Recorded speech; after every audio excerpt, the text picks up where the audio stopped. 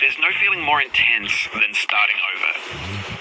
If you deleted your homework the day before it was due, as I have, or if you left your wallet at home and you have to go back after spending an hour in the commute. If you won some money at the casino and then put all your winnings on red but it came up black. If you got your best shirt dry cleaned before a wedding and then immediately dropped food on it. If you won an argument with a friend and then later discovered that they just returned to their original view.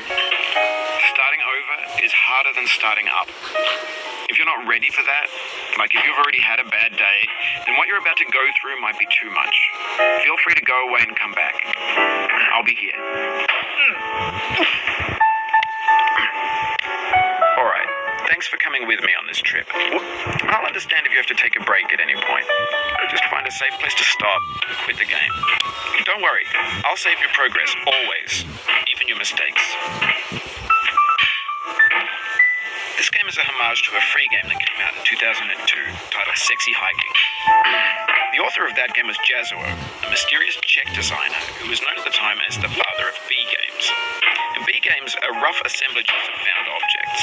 Designers slap them together very quickly and freely, and they're often too rough and unfriendly to gain much of a following. They're built more for the joy of building them than as polished products.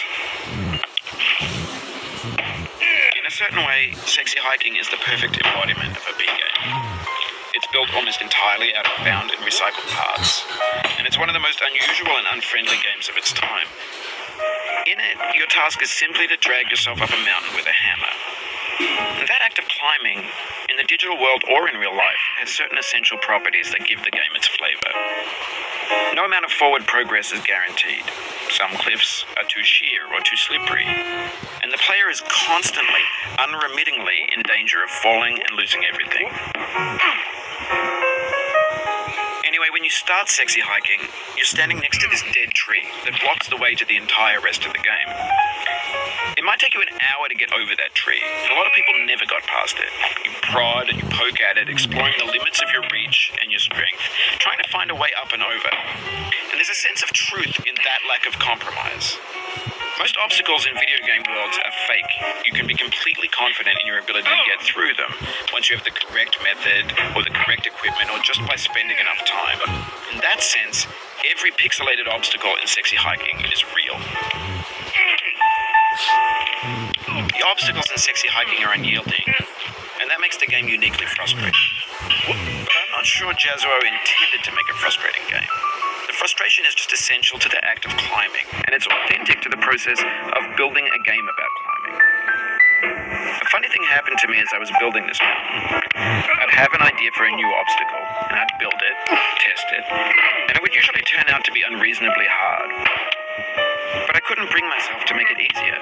It already felt like my inability to get past a new obstacle was my fault as a player rather than as a builder. Imaginary mountains build themselves from our efforts to climb them, and it's our repeated attempts to reach the summit that turns those mountains into something real. When you're building a video game world, you're building with ideas, and that can be like working with quickset cement.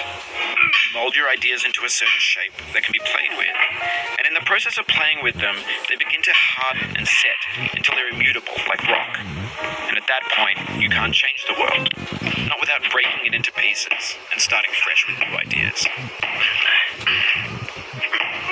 For years now, people have been predicting that games would soon be made out of prefabricated objects, bought in a store and assembled into a world. And for the most part, that hasn't happened, because the objects in the stores are trash. I don't mean they look bad or that they're badly made, although a lot of them are. I mean they're trash in the way that food becomes trash as soon as you put it in the sink.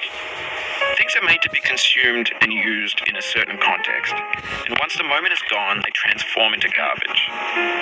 In the context of technology, those moments pass by in seconds.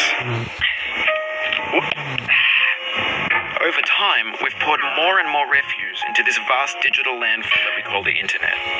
It now vastly outnumbers and outweighs the things that are fresh and untainted and unused. When everything around us is cultural trash, trash becomes the new medium, the lingua franca of the digital age. And you can build culture out of trash, but only trash culture. B games, B movies, B music,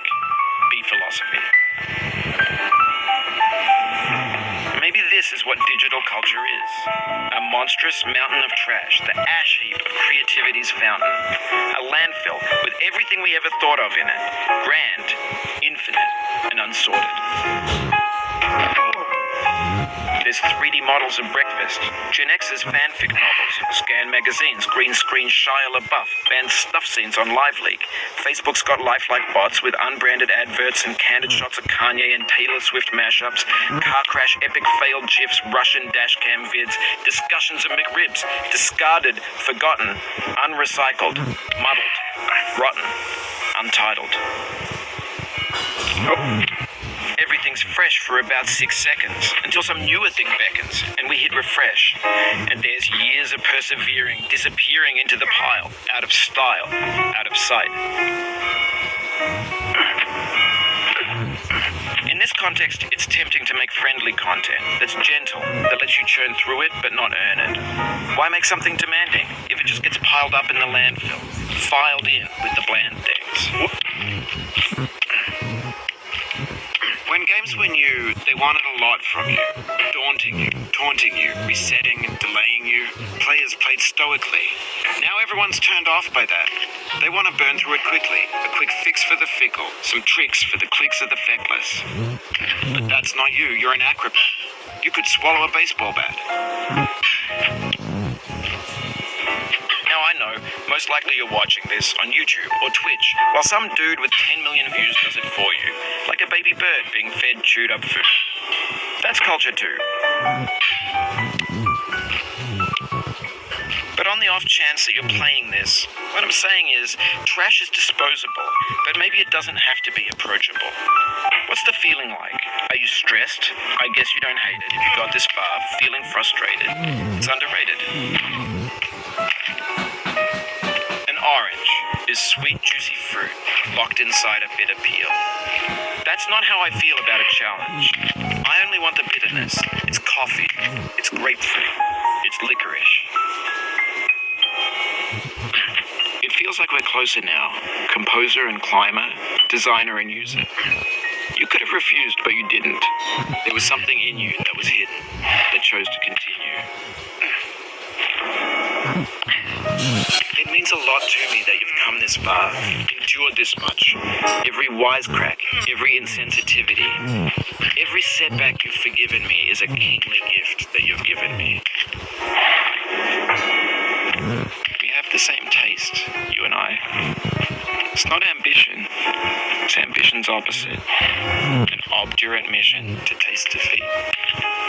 You'll feel bad if you win, so I put this snake in for you. Oh, you just lost a lot of progress. That's a deep frustration, a real punch in the gut.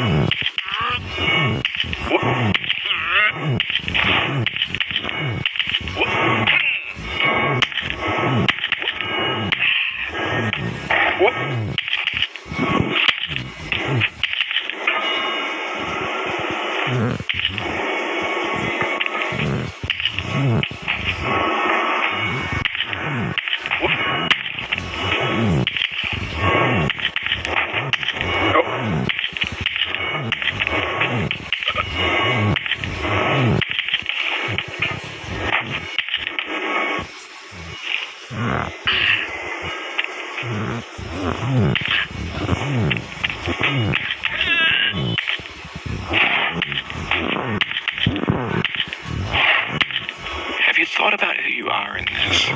Are you the man in the pot, Diogenes? Are you his hand? Are you the top of his hammer? I think not. Where your hand moves, the hammer may not follow, nor the man, nor the man's hand.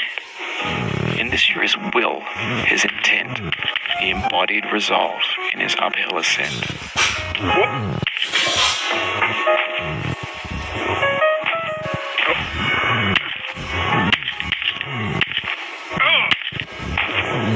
Oof, sorry about that.